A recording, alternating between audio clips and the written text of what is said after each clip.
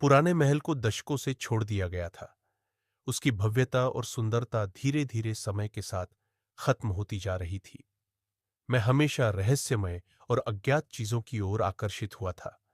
इसलिए जब मुझे एक रात के लिए महल में रहने का निमंत्रण मिला तो मैं मना नहीं कर सका।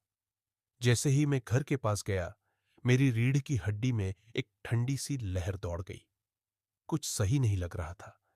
जैसे ही मैं महल में घुसा, मैं उसकी सुंदरता से प्रभावित हुआ। झूमर झिलमिला रहे थे, फर्नीचर पर जटिल डिजाइन बने हुए थे और दीवारों पर लगी पेंटिंग्स एक कहानी सुनाने की कोशिश कर रही थी। लेकिन जैसे ही मैंने करीब से देखा, मैंने एक अजीब बात देखी। पेंटिंग्स बदल रही थीं, चेहरे टेढ़े मेढ़े मुस्कुराहट में बदल रहे थे।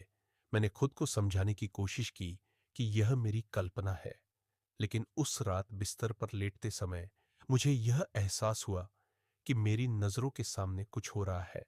और फिर मैंने उन्हें सुना। पहले तो बहुत हल्की आवाज में, लेकिन धीरे धीरे जोर से बढ़ती हुई। निकल जाओ जब तक तुम्हारे पास अभी भी समय है। अचानक लाइटें फ्लिकर हुई और बंद हो गई। मैं अंधेरे में डूब गया और फिर मैंने कदमों की आवाज सुनी। भारी और जानबूझकर कदम ऊपर के फ्लोर से आ रहे थे। मुझे पता चल गया कि मुझे वहां से निकलना होगा, जितनी जल्दी हो सके।